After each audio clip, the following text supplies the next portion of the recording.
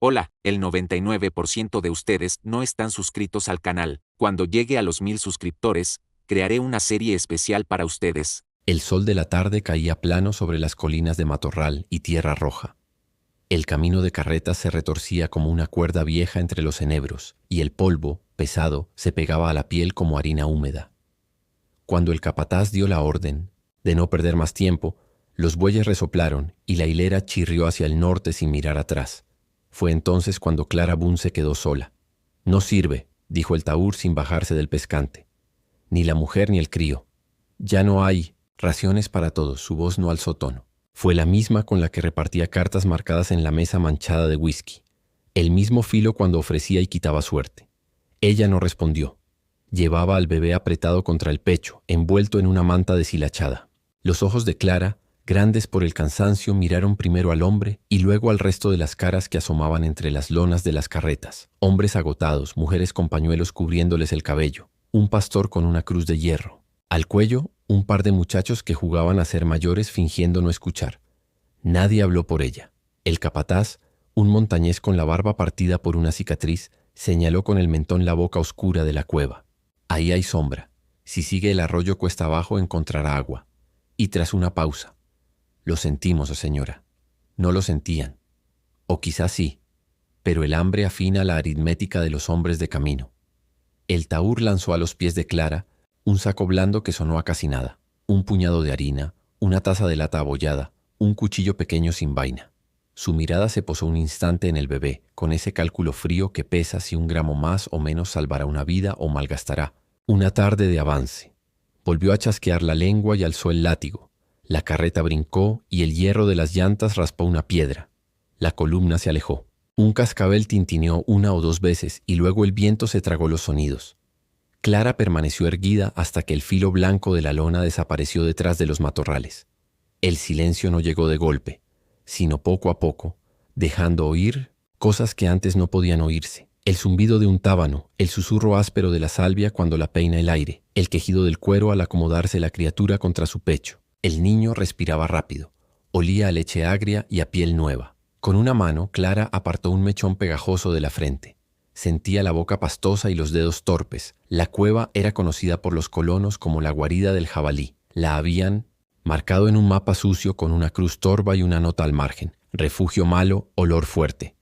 La boca negra estaba rodeada de hierba pisoteada y de un barro reseco donde se adivinaban las marcas profundas de pezuñas.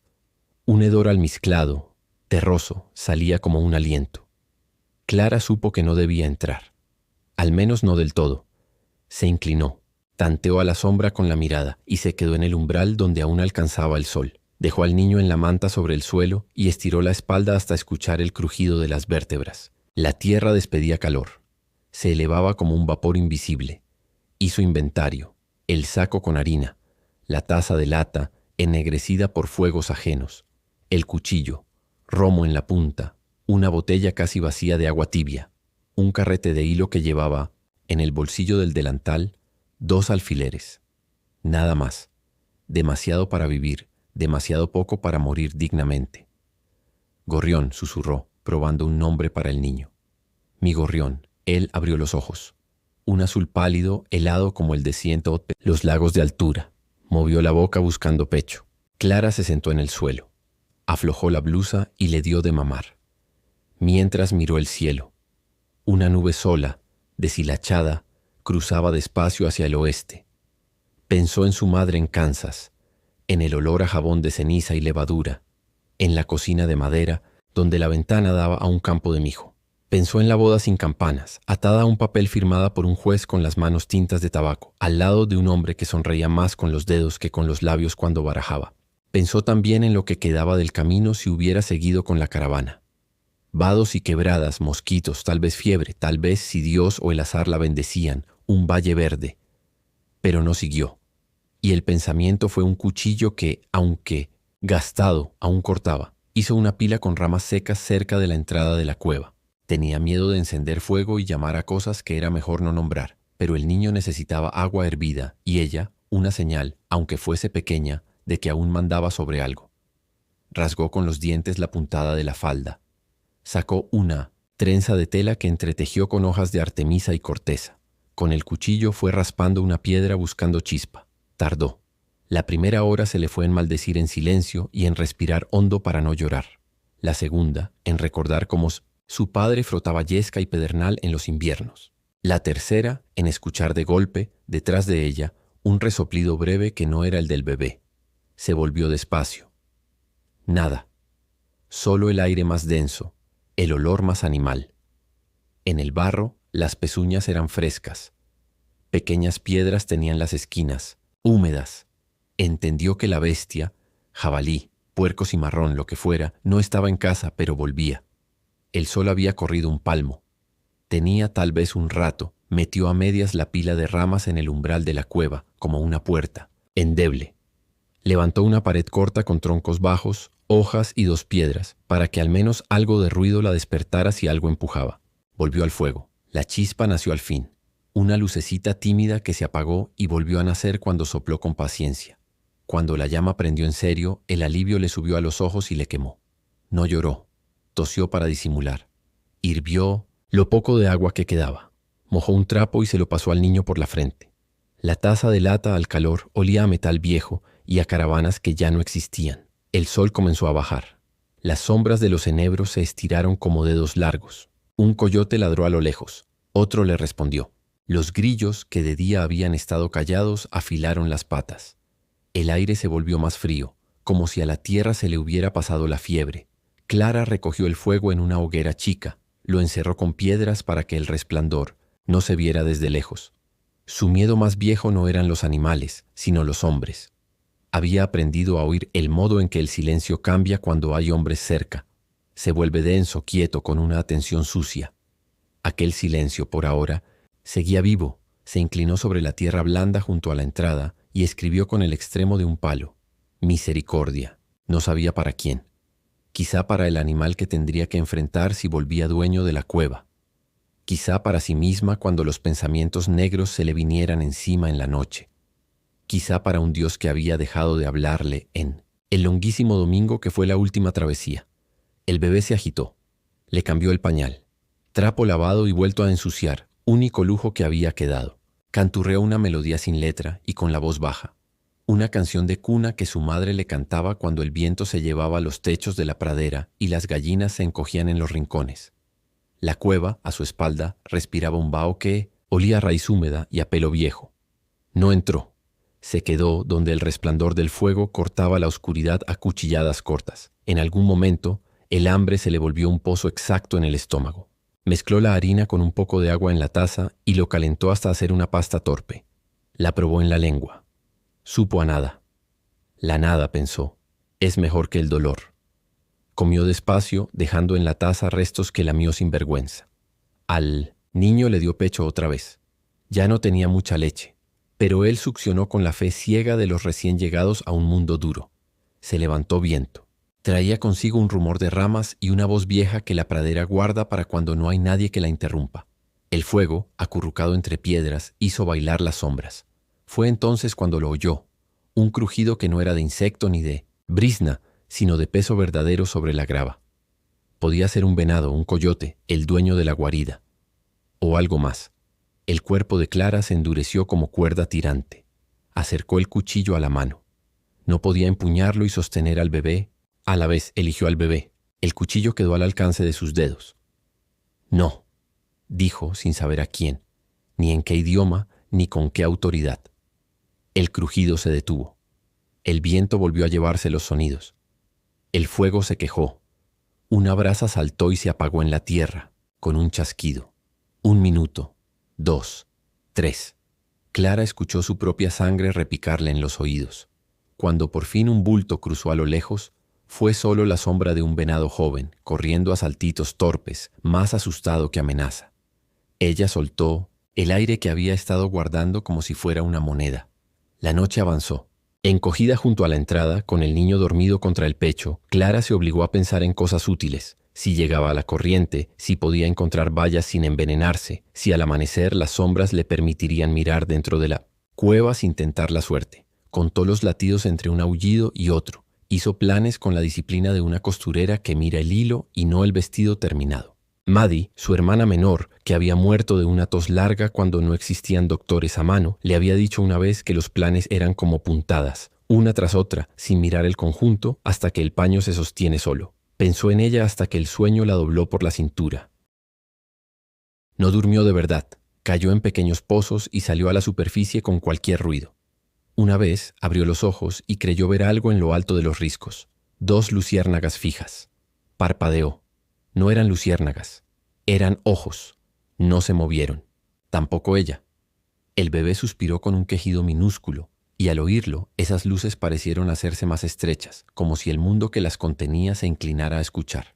Entonces, como si respondieran a un pensamiento que Clara no había terminado de formar, se apagaron, o dejaron de mirar, o se cerraron. De madrugada la llama era ya un corazón cansado. Las estrellas agotadas se retiraban detrás del borde del mundo.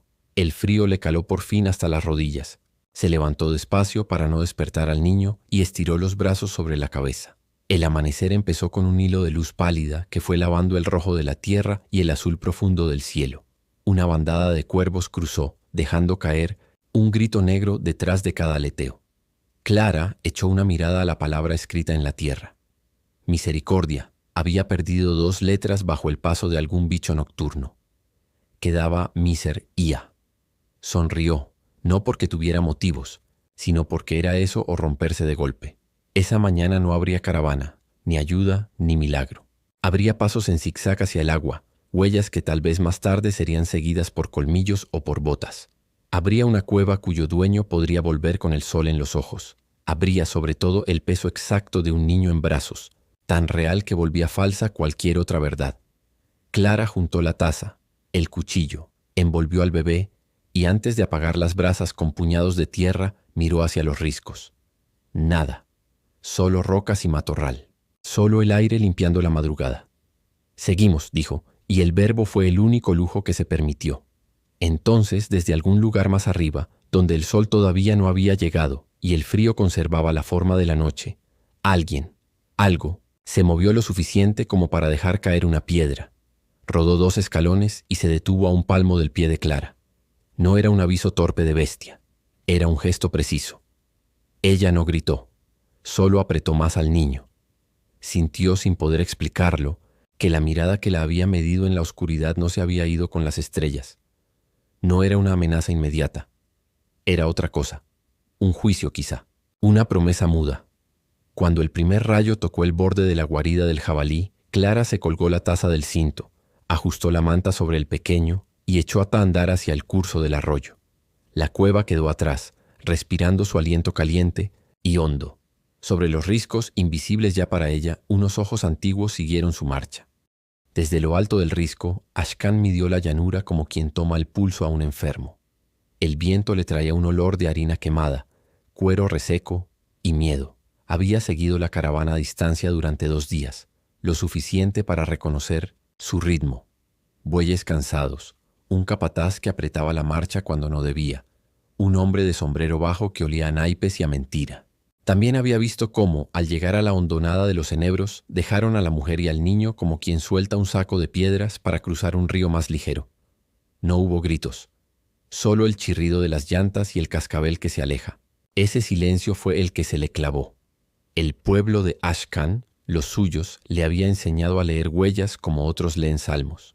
En el barro de la cueva vio las pezuñas profundas de un jabalí viejo, dueño de aquel hueco oscuro. En la arena, las marcas confusas de botas apuradas, la media luna de un tacón roto, una gota de sangre seca que no era de animal. Observó la palabra que la mujer había escrito con un palo en la tierra, misericordia, deshilachada por el paso de la noche.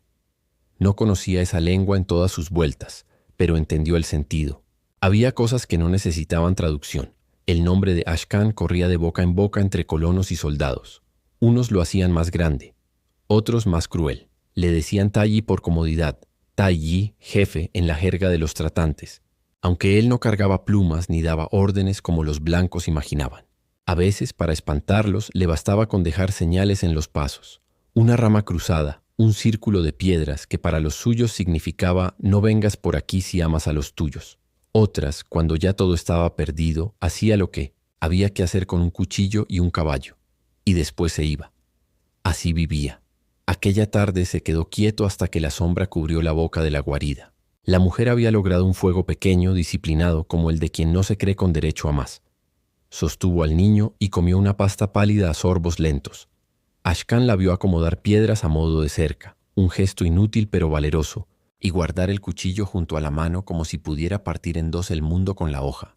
Cuando la noche subió del suelo a los matorrales, él se acercó un tramo por la pendiente, dejó caer una piedra a propósito, aviso, no amenaza, y volvió al alto. Los ojos de la mujer, dos carbones atentos, recorrieron la oscuridad. No, gritó. Ese silencio también dijo lo suyo. Antes del alba bajó del risco. Amarró su caballo a un enebro, cubrió la silla con ramas y avanzó sin ruido. Llevaba un odre casi lleno, un manojo de raíces dulces envueltas en piel y una bolsita de sal. Despacio se dejó ver en el límite de la luz. La mujer tensó los hombros. El niño, oliendo un nuevo aire, se agitó. «No voy a hacer daño», dijo. Ashkan, en un inglés escueto que a la mujer le sonó áspero pero claro, y luego, esforzándose, probó la lengua de ella. «No, daño. Agua». Le tendió el odre con el brazo largo y se retiró 2 pasos, las palmas abiertas. Ella miró el agua como se mira un cuchillo brillante. Dudó. Después, por el niño, aceptó. Bebió un trago breve, mojó los labios del pequeño y devolvió el odre con un movimiento que era mitad gratitud, mitad orgullo. «Gracias», dijo baja. «No tenemos mucho. Yo...» Se tocó el pecho. Clara, Ashkan asintió. No repitió el nombre, pero lo guardó. «Hombre de cartas», señaló hacia el norte, donde la caravana había mordido el horizonte. Dejó. Buscó palabra y no la encontró. Dejó. Clara no respondió. El gesto mínimo de su boca bastó. Ashkan colocó, a una distancia prudente, las raíces y la sal. Juntó 3 ramas, quebró una resina de pino y la hizo gotear sobre las piedras de la hoguera. Un olor denso, casi dulce, se elevó como un muro bajo. «Jabalí», dijo, apuntando a la oscuridad de la cueva. «No le gusta este humo». «¿Volverá?», preguntó Clara, mirando a la boca negra. Ashkan inclinó la cabeza de lado, escuchando, olfateando. «Sí, está viejo. Vuelve siempre». «Yo también vuelvo», dijo ella apretando al niño. A respirar. Por primera vez los ojos de Ashkan se suavizaron. Vio en esa frase una terquedad familiar. La de su hermana menor, cuando con fiebre pedía salir a mirar el río, aunque la noche se le hubiera metido en los pulmones para siempre. Se agachó junto al barro pisoteado y con la punta del cuchillo trazó un recuadro de huellas. Señaló las líneas de una rueda que cojeaba, el círculo de un cantimplora caída, los pasos que se alejaban y volvían indecisos. Delineó sin prisa la ruta de la caravana. «Van al norte», dijo. «Buscar vado grande. Agua mala allí». Se tocó la garganta. Fiebre. Clara tragó saliva. Tenía la voz hecha de agujas, pero la sostuvo. «¿Cuánto lejos?» «1 día», respondió él. 2 convoyes cansados. Miró al niño. Adivinó hambre, sed, una noche más de frío. Adivinó también lo que la caravana había querido no ver, que a veces la carga más pesada es la que si la sueltas te persigue en sueños hasta pudrirte. «Les dejaste un agua que no era tuya», dijo. Clara, sin mirarlo. «Podrías llevarte lo poco que tengo. No tengo cómo impedirlo». Ashkan negó con un gesto lento como si espantara un insecto. «No tomo lo que se agarra a un niño», respondió. «No hoy». Se quedó un rato más sin hablar. Luego se levantó. Con movimientos precisos montó una fae, trampa pobre para el jabalí, 2 estacas, una cuerda y una rama a modo de resorte. No bastaría para matarlo, pero sí para hacerlo dudar de su casa por una noche. Cuando terminó, miró el cielo que clareaba. «Vuelvo», dijo. «Traeré más agua, comida». Hizo una pausa. «Sangre pagará por esto». Clara alzó la vista. No supo si había oído una promesa o una sentencia. «No quiero muerte por mí», dijo de golpe. «No la que se pueda evitar». Ashkan sostuvo su mirada. Recordó a su hermana, a su madre, al hombre del sombrero con cruz de hierro que apareció en la linde del campamento una vez, con papeles y promesas que olían a humo y cebo, y a la tarde en que se le acabaron las explicaciones. La justicia de los hombres del fuerte era lenta, la de los suyos, cuando la había, era frágil, la del desierto implacable. Eligió palabras que no hicieran más daño del necesario. No buscó muerte. Busco equilibrio. Se llevó 2 dedos al corazón, luego al suelo. Ella entendió a medias, pero lo suficiente para saber que aquel hombre hablaba en otra balanza.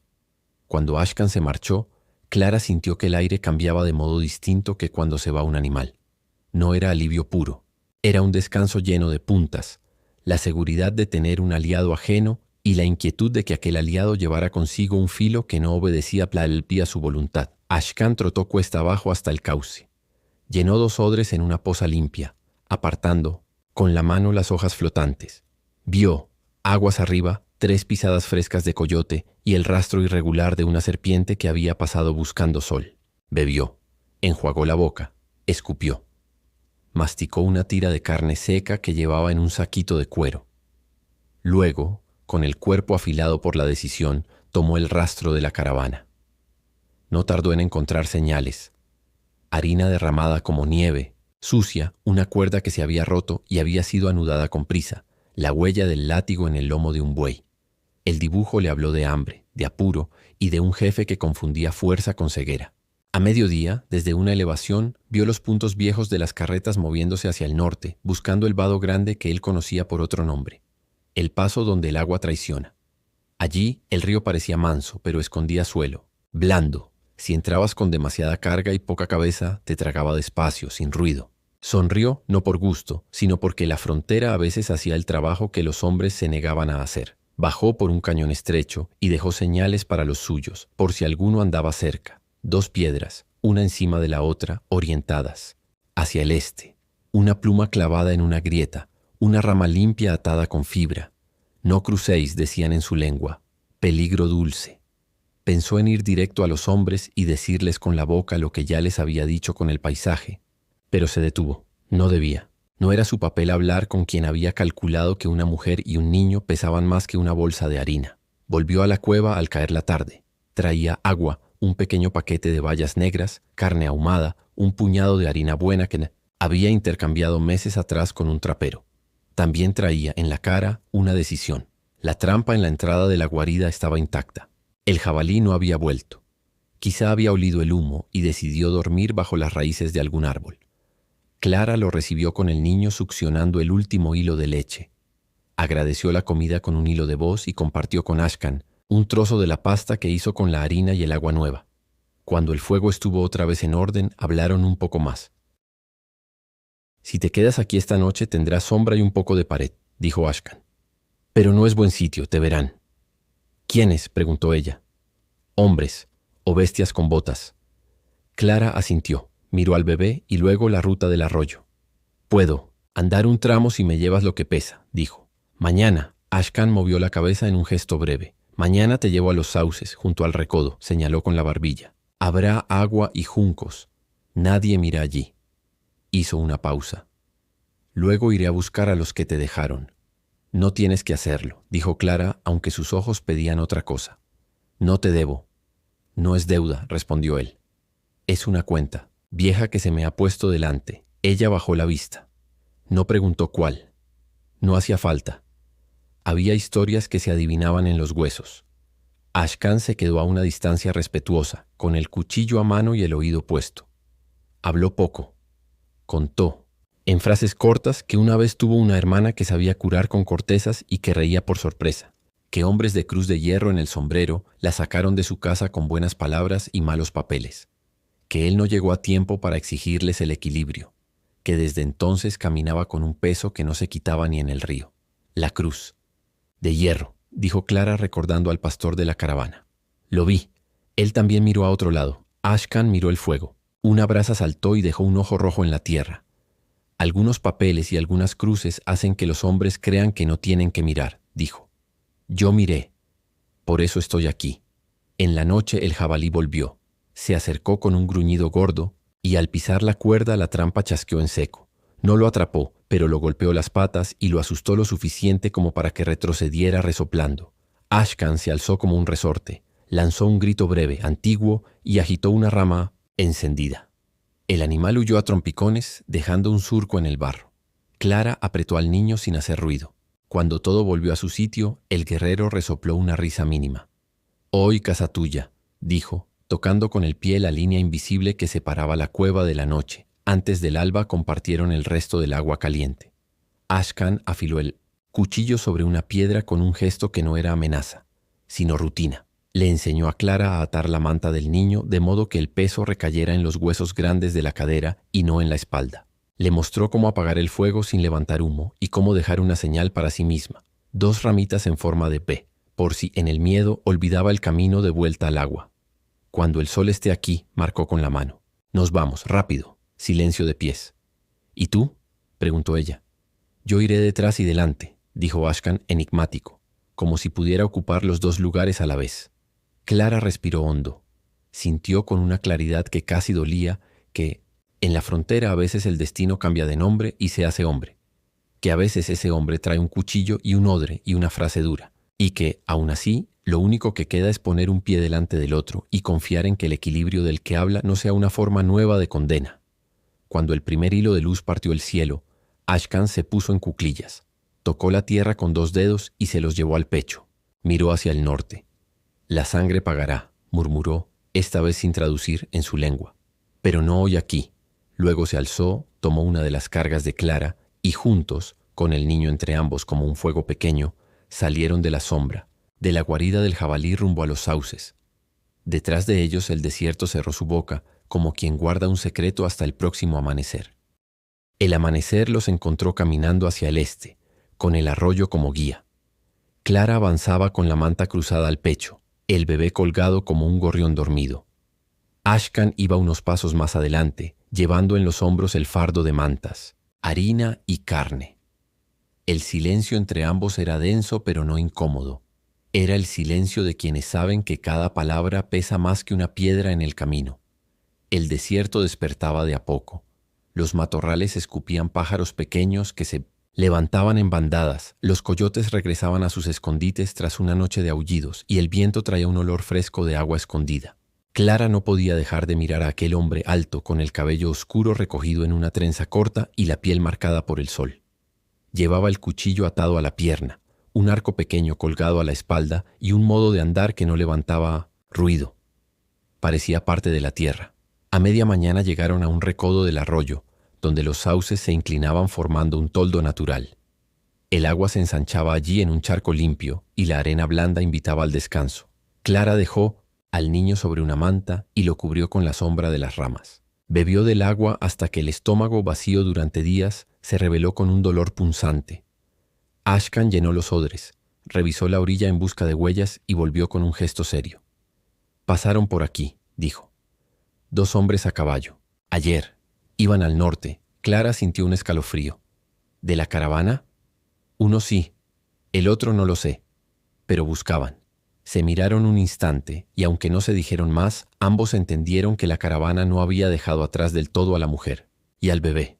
El abandono podía convertirse en persecución si los hombres veían un peligro en su testimonio. La tarde fue lenta. Clara lavó la ropa del niño en el arroyo y tendió los trapos sobre las ramas. Ashkan recogió ramas secas y las enterró en un hoyo pequeño para encender un fuego oculto. Mientras cocinaban un caldo pobre con raíces y carne, Clara se atrevió a preguntar: «¿Por qué volviste? Podrías haber seguido tu camino». Ashkan tardó en responder. Miraba el humo que subía recto en la calma del aire. Porque los hombres que dejan a una mujer y a un niño en la guarida de un jabalí no se detendrán allí, harán más. Y porque ya juré una vez proteger y fallé. No fallaré 2 veces. Clara lo observó. Había dureza en su voz, pero no era fanfarronería. Era un hierro callado forjado con dolor. «¿A quién fallaste?», preguntó. Él cerró los ojos un instante, como si la memoria fuera un filo que aún cortaba. «A mi hermana. La llevaron hombres con cruz de hierro en el sombrero. Prometieron enseñar, cuidar. Prometieron». Escupió la palabra como si le amargara en la boca. Nunca volvió. La hallamos al invierno, en un barranco. La fiebre o el hambre. Nadie quiso decirnos. Desde entonces, cada abandono me recuerda esa deuda. Clara sintió un nudo en la garganta. Quiso ofrecer consuelo, pero lo único que pudo decir fue: «Lo siento». Ashkan asintió como si esa frase tan pequeña tuviera más valor que todas las promesas que había escuchado antes. Al caer la noche, el fuego se redujo a brasas. Clara acunaba al bebé, cantándole una melodía baja. Ashkan, sentado a unos pasos, afilaba su cuchillo sobre una piedra. La hoja brillaba como un relámpago breve. «¿Qué harás cuando los alcances?», preguntó ella de pronto. Él levantó la vista. «Dependerá de lo que encuentre, pero la sangre pagará». «No quiero que mueran por mí», dijo Clara, con un temblor en la voz. «No quiero cargar con más muerte». Ashkan sostuvo su mirada. En sus ojos había fuego y agua al mismo tiempo. «No es por ti, es por el equilibrio. Los que abandonan vidas así deben pagar, porque si no, el desierto mismo se desordena». Se golpeó el pecho. «Mi pueblo lo sabe. La frontera también lo sabe». Clara calló. Entendió que aquel hombre no hablaba de venganza como los colonos. La entendían, sino de una justicia antigua, áspera, que no pedía permiso a los jueces ni a los dioses. La madrugada los despertó con el relincho de un caballo cercano. Ashkan reaccionó al instante. Se deslizó hasta los matorrales y volvió con los labios tensos. «Jinetes», dijo en voz baja. «2. Vienen por el arroyo». Clara abrazó al niño, el corazón golpeándole como un tambor. Ashkan señaló el extremo del recodo. «Quédate aquí. No hagas ruido». Ella asintió y él desapareció entre las sombras. Minutos después, Clara oyó voces. Eran ásperas, arrastradas por el cansancio. El taur dijo que por aquí abajo. Una mujer con un crío. Apenas caminan. El bebé gimió, y Clara lo apretó contra su pecho rezando sin palabras. Entonces un grito seco estalló, seguido del relincho de un caballo asustado y el ruido de un cuerpo cayendo al agua. Después silencio. Ashkan regresó al poco, con la respiración controlada. Llevaba una mancha oscura en la camisa, no de su sangre. «Ya no seguirán». Clara no preguntó cómo. Solo miró el cuchillo, aún húmedo, y al hombre que lo portaba como si fuera una extensión de su propio brazo. Entendió que el juramento ya había comenzado a cumplirse. El resto de la noche pasó en vela. Clara, con el niño dormido sobre el regazo, pensó en la frontera, un lugar donde los hombres se volvían lobos, donde las leyes se escribían con pólvora y donde, sin embargo, podía aparecer un extraño que juraba proteger con la fiereza de un hermano perdido. Miró a Ashkan sentado en guardia, los ojos fijos en la oscuridad. Comprendió que no estaba sola, pero que acompañada significaba también estar atada a un destino de sangre. Y mientras el viento del desierto arrullaba los sauces, supo que la frontera había elegido su juez y que su sentencia aún estaba escribiéndose. El tercer amanecer desde la guarida del jabalí trajo consigo un silencio extraño, como si hasta el viento se hubiese escondido detrás de las colinas. El sol surgió rojizo, deformado por la bruma del polvo, y bañó la llanura con un resplandor de cobre. Clara lo observó mientras amamantaba al bebé, envuelto en la manta que empezaba a oler a humo y viaje. El niño mamaba con una fuerza inesperada, como si la vida insistiera en abrirse paso aún en medio del desierto. Ashkan, agachado junto al arroyo, trazaba con una ramita líneas sobre la arena húmeda. Clara se acercó y vio que dibujaba el curso del río, las marcas de las carretas y un círculo donde el agua se ensanchaba. «Aquí», dijo, señalando el círculo. «Vado grande, los tuyos irán allí. El agua parece mansa, pero traga». Clara siguió con la vista el dibujo, sintiendo como se le apretaba el estómago. Sabía lo que quería decir. Los hombres que la habían abandonado estaban caminando directo hacia una trampa natural. «¿Los dejarás ahogarse?», preguntó con voz baja. Ashkan negó despacio. «No, el desierto cobra lo suyo, pero yo tengo otra deuda». En sus ojos brillaba un juramento antiguo, el mismo que había repetido en lengua Modoc. «La sangre pagará». El camino hacia el vado fue arduo. Ashkan cargaba con las provisiones y el arco. Clara con el niño sujeto a la cadera. Avanzaron durante horas bajo un sol que mordía sin compasión. A ratos el silencio entre ellos se rompía con breves indicaciones. «Pisa sobre la piedra». «Bebe ahora, no más tarde». «Escucha, coyotes, nada más». Cada palabra era un recordatorio de que en la frontera sobrevivir significaba obedecer a la tierra antes que a cualquier hombre. Cuando el sol ya estaba inclinado hacia el oeste, alcanzaron una elevación desde el asiento, cual podían ver el cauce ancho del río. Allí estaba la caravana. 6 carretas tambaleantes, bueyes exhaustos, hombres con los sombreros hundidos hasta las cejas, mujeres encorvadas y niños que apenas podían caminar. La visión le arrancó a Clara una mezcla de rabia y compasión. Entre ellos reconoció al taur, el hombre que la había llamado carga inútil. Ashkan se agachó, apoyó el arco en el suelo y observó en silencio. Su rostro era una máscara, impasible, pero Clara percibió la tensión en sus hombros. «Van a entrar», dijo él. En efecto, los colonos se preparaban para cruzar el río. Había un murmullo de nervios, rezos maldichos y órdenes confusas. Los bueyes, con la lengua afuera, dudaban en dar el primer paso. Ashcan cerró los ojos un instante, como si pidiera consejo a los espíritus de su pueblo, y luego se levantó. «Quédate, aquí con el niño». Clara lo agarró del brazo con una súplica en la mirada. «No los mates a todos». Él sostuvo su mirada un largo rato antes de responder. «Solo a los que olvidaron que eres humana». El Modoc bajó la colina con pasos firmes. Su figura, solitaria contra el cielo anaranjado, se volvió una silueta imposible de ignorar. Los colonos lo vieron acercarse y un murmullo de miedo recorrió la caravana. El capataz gritó órdenes, algunos cargaron sus rifles, otros se escondieron, tras las carretas. «Es Ashcantiei», chilló uno de los hombres. «El Modoc». El taur, pálido como la cal, retrocedió hasta quedar medio oculto detrás de un barril. Ashcan levantó una mano vacía y habló en inglés entrecortado. Su voz como un trueno contenido. «Dejaste a mujer y niño en boca de jabalí. Eso no es de hombres. Eso es de sombras». El capataz, con las manos temblorosas en el rifle, gritó: «No es asunto tuyo.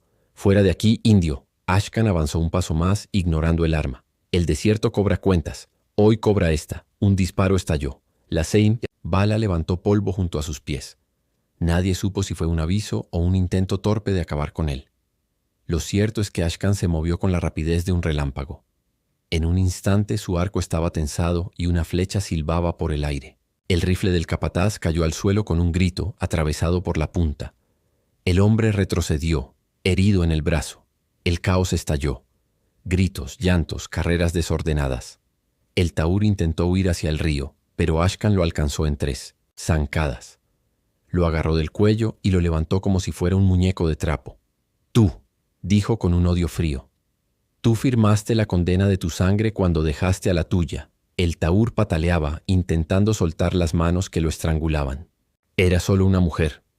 Solo una boca más que alimentar. Las palabras fueron más letales que cualquier bala. Ashcan lo lanzó al suelo, desenvainó el cuchillo y lo sostuvo a un palmo de su garganta. «Mi hermana también fue solo una». Y el río aún grita su nombre. El taur sollozaba, con la cara hundida en el barro. Los demás colonos miraban, paralizados, incapaces de decidir si intervenir o callar. Entonces, desde lo alto de la colina, una voz femenina rompió el silencio. «Ashcan». Era Clara, con el bebé en brazos. Había desobedecido su orden de quedarse. Bajaba la pendiente con pasos torpes pero decididos. Al llegar, se colocó entre el Modoc y el taur, temblando pero firme. «No», dijo. «No quiero que mi hijo crezca, sabiendo que vive porque otro hombre murió a cuchillo frente a sus ojos». Ashcan respiraba con fuerza, el filo aún apuntando. Su mirada se encontró con la de Clara. Allí no había miedo, sino una súplica cargada de dignidad. El silencio se extendió como un manto. Al fin, Ashcan bajó el cuchillo. «Vive», le dijo al taur, «pero cada noche soñarás con la mujer y el niño que dejaste en la guarida, y sabrás que un Modoc te perdonó lo que el desierto nunca hará». El hombre se arrastró hacia atrás, balbuceando. Nadie se atrevió a acercarse a Ashcan. Cuando el sol se ocultaba, Clara y Ashcan regresaron al campamento improvisado en los sauces. El niño dormía plácido, ajeno a la batalla que había decidido su destino. Clara, agotada, se dejó caer sobre la manta. «Lo detuviste», susurró ella. Ashcan guardó silencio. Se sentó junto al fuego y miró la llama. En su interior sabía que aún quedaba sangre que pagar, pero también comprendió que a veces la redención es tan necesaria como la venganza. «La frontera es dura», dijo al fin. «Pero tú me enseñaste que no todo se equilibra con cuchillo». Clara lo miró, con lágrimas en los ojos. «Y tú me enseñaste que aún hay justicia en este mundo, aunque venga disfrazada de un hombre temido». El viento sopló entre los sauces, como un suspiro del propio desierto. El juramento de sangre seguía latiendo en Ashcan, pero aquella noche, por primera vez en mucho tiempo, también latía una chispa de paz, y así, en la memoria de los llanos y las colinas, quedó grabada la leyenda: la madre y el niño que sobrevivieron al abandono gracias a un Modoc temido, que juró que la sangre pagaría por la traición, pero encontró, junto al fuego de una mujer y un recién nacido, que a veces la vida misma es la mayor venganza,